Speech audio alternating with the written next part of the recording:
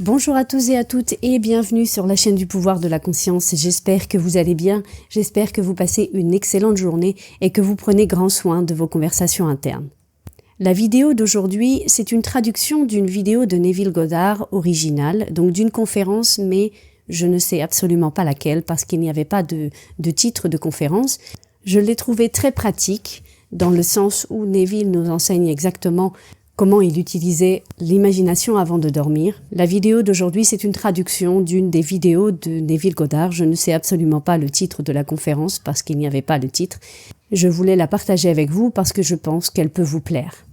Avant de commencer avec la vidéo, je vous invite à vous abonner à la chaîne si vous ne l'avez pas encore fait. N'hésitez pas à partager son contenu si vous pensez qu'il peut aider des personnes de votre entourage. Et vous dire aussi que les souscriptions à la chaîne sont ouvertes depuis quelques semaines. Si vous désirez soutenir la chaîne, vous pouvez le faire avec la souscription. Sans plus attendre et en vous remerciant de votre temps précieux, on commence avec la vidéo. Comment utiliser son imagination? Traduction d'une partie d'une conférence de Neville Goddard. Alors ce soir, je vais vous montrer ce que j'ai fait par le passé avec un grand succès et comment cela fonctionne. Maintenant, si je désirais quelque chose dans ce monde, et qui ne le fait pas, je formulerais un acte qui impliquerait que je possède déjà cette chose, et dans mon imagination, je me contenterais d'accomplir cet acte. Ensuite, je me remettrais complètement à cet être intérieur pour qu'il l'exécute. Je m'endormirais, convaincu qu'il m'a entendu, qu'il a vu mon acte de foi. Je me livre entièrement à lui. J'ai agi. Mais quel acte ? J'agis comme si je possédais déjà ce que je désirais. J'agis comme si j'avais entendu qu'on m'avait accordé ce que je demandais. Je pose un acte intérieur, puis je me rends totalement à cette profondeur de mon être qui est Dieu. Je le laisse, depuis cette profondeur, le manifester dans ma vie. Tout ce que j'ai à faire, c'est me livrer complètement à cet être intérieur, car il a des voies et des moyens que sur le plan de l'existence, j'ignore totalement. Alors je me laisse guider par une force intérieure et sous cette impulsion, je traverse une série d'événements qui me conduiront à la réalisation de ce que j'ai confié à Dieu en moi. J'assume que c'est déjà accompli et je communie avec moi-même dans le silence en remerciant intérieurement comme si c'était déjà fait. Et cela fonctionne dans tous les domaines. Vous voulez être et vous nommer ce que vous voulez. Vous voulez réussir dans le monde de César, dans les affaires, l'argent, il n'y a aucun mal à cela. Vous voulez être un médecin reconnu, un avocat accompli, réussir dans n'importe quel domaine? Alors formez dans votre esprit une image claire. Comment verriez-vous le monde si cela était déjà vrai? Voyez-le dans votre œil mental et ensuite abandonnez-vous complètement à la profondeur de votre propre être. Comment fait-on cela? Il suffit de s'endormir en assumant l'état désiré. J'ose supposer que je suis déjà l'homme que je veux être, même si la raison me dit le contraire, et je m'endors avec cette conviction. Je me rends alors totalement à la profondeur de mon être pour qu'il manifeste cette réalité dans le monde. Le lendemain matin, je me réveille poussé à agir, à faire certaines choses que je n'avais ni planifiées, ni décidées consciemment. Je rencontrerai les bonnes personnes, je ferai ceci, cela ou autre chose, et tout cela mènera, pas à pas, à la manifestation extérieure de mon assomption intérieure. Ainsi, en vous se trouve ce pouvoir, en vous se trouve cette sagesse capable de réaliser tout ce que vous désirez dans ce monde. Voilà la foi dont je parle. Et maintenant, comment faire? Vous pouvez rester assis ici même, ou aller vous coucher le soir, comme il est dit dans le psaume en entier, médite dans ton cœur sur ton lit et garde le silence. Vous ne méditez pas avec un autre, vous méditez avec vous-même. C'est cela Dieu, car le soi de l'homme, c'est Dieu. Lorsque vous dites « je suis », c'est Dieu. Il n'y a pas d'autre Dieu, mais vous ne le voyez pas, il est devenu invisible. La nuit la plus sombre du monde, c'est le moment où Dieu est devenu invisible. Il nous a raconté son histoire à tous avant que nous ne fassions ce voyage. Puis, il est devenu invisible et a pris résidence en nous. Il s'est rendu invisible et en nous, il est « je suis ». Mon merveilleux pouvoir d'imagination humaine, voilà Dieu. Je ne vois pas mon imagination comme je vois les objets dans l'espace, car l'imagination est la réalité qui cause ces objets dans l'espace. Je vois les fruits de son activité, mais je ne la vois pas elle-même, car elle est invisible. Mais le jour viendra où je la verrai. Moi, je l'ai vue. Elle n'a ni commencement ni fin. Elle est l'ancien des jours. Mais son amour est infini. Il n'y a rien d'autre que l'amour. Et pourtant, elle se soumet à nous avec autant de rapidité et d'indifférence quand notre volonté est mauvaise que lorsqu'elle est bonne. Car c'est elle qui accomplit toutes choses. C'est moi qui fais vivre et mourir, je blesse et je guéris, je fais toutes ces choses, et nul ne peut se délivrer de ma main.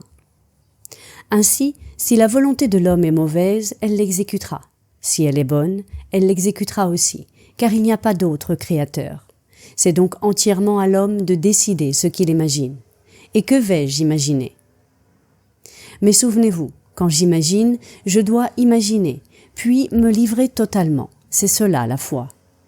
On vous a enseigné que vous étiez un ver, issu d'un marécage, que vous avez été un tétard, puis autre chose encore, et qu'enfin vous êtes devenu un homme. Oubliez cela. Vous êtes des dieux descendus du ciel, ayant assumé les limitations de l'homme.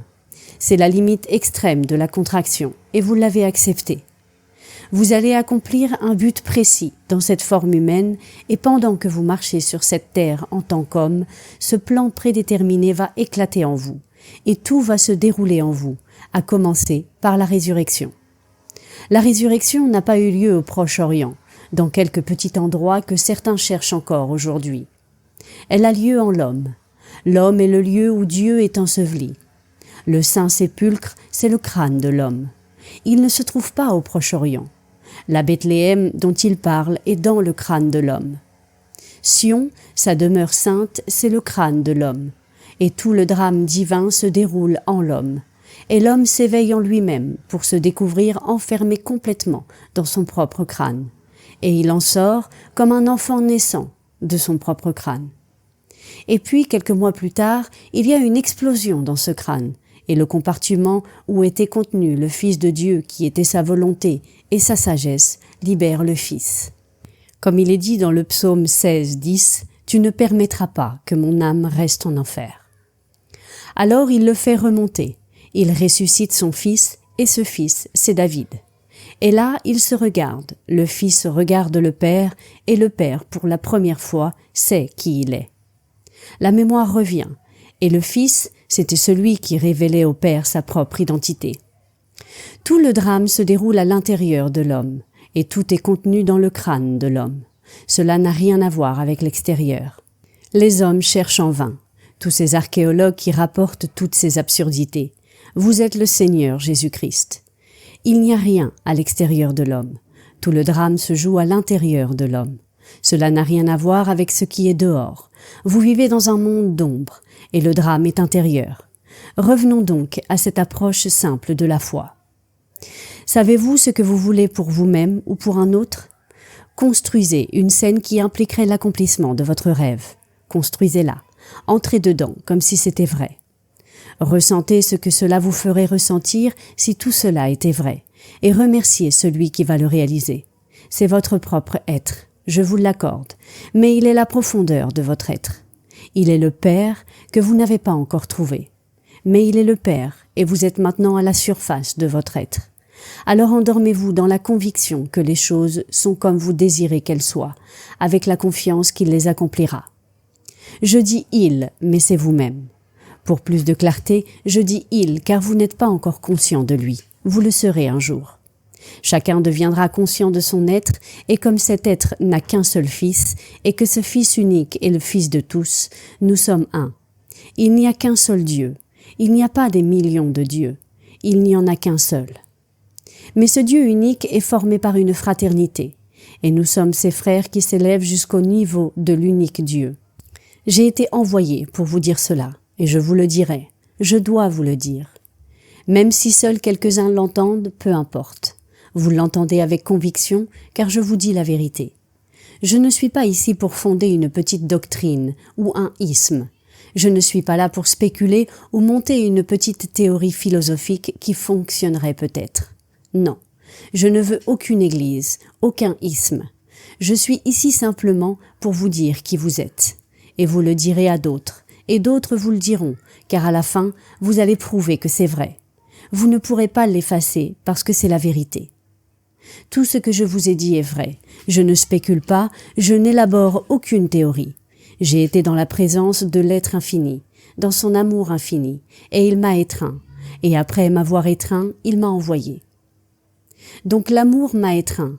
C'est donc l'amour qui me guide. Les gens sont trompés matin, midi et soir par ceux qu'on appelle des hommes saints. Oubliez-les.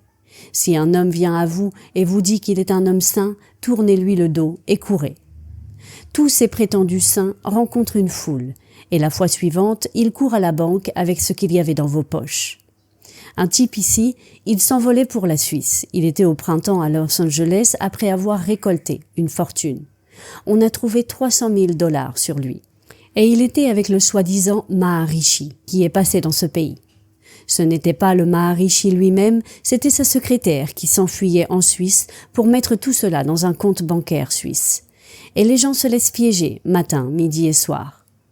Et ceux qui ont été pris détestent l'entendre, car les gens détestent qu'on leur fasse réaliser qu'ils se sont fait duper.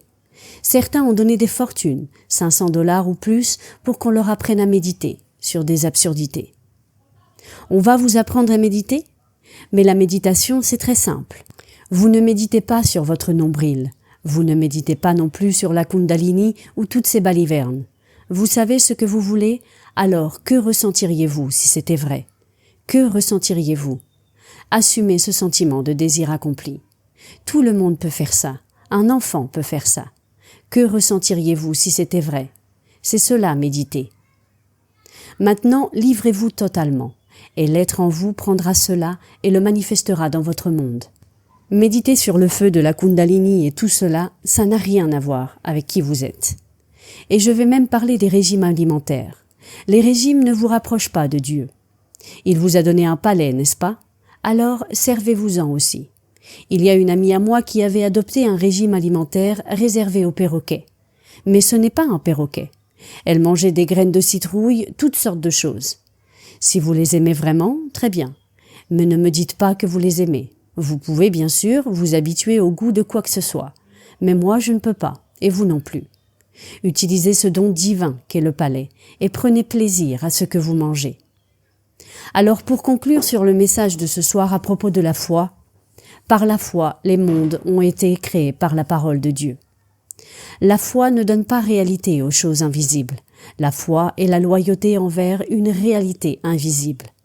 Cette réalité existe, toute chose existe déjà.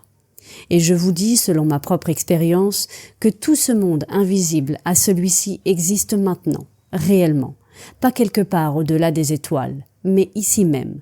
Tout existe ici et maintenant. Et un jour viendra où vous vous éveillerez et serez capable d'entrer dans d'innombrables sections du temps. Il y a 1000 ans, et cela n'est pas passé. Et 2000 ans dans le futur, ce n'est pas quelque chose qui va apparaître, c'est maintenant.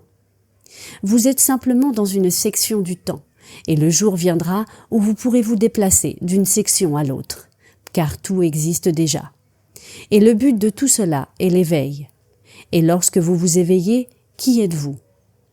Vous êtes l'auteur de tout. Vous êtes Dieu, Dieu le Créateur. Mais pour revenir à notre approche pratique de ce soir, vous voulez un meilleur emploi? Vous voulez plus d'argent? Vous voulez ceci ou cela? N'en ayez pas honte. Qui vous a donné ce désir? Qui vous en a donné l'autorité? Ce désir vient des profondeurs de votre être, et donc il peut l'accomplir. Il ne vous demande qu'une chose, avoir foi. Foi en quoi? Foi en lui. Foi en Dieu. D'accord. Où est-il? Il est mon propre, merveilleux pouvoir d'imagination.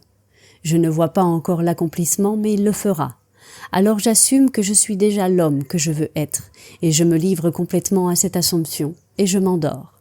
Je m'endors complètement, et j'oublie tout cela. Une dame qui est ici ce soir m'a téléphoné il y a quelques jours, et m'a demandé quelque chose, je ne vous dirai pas quoi, c'est trop personnel. Mais elle m'a demandé de prendre soin de cette chose. C'était si simple. Je me suis assis dans mon fauteuil après lui avoir parlé au téléphone et j'ai entendu ce qu'elle m'a dit.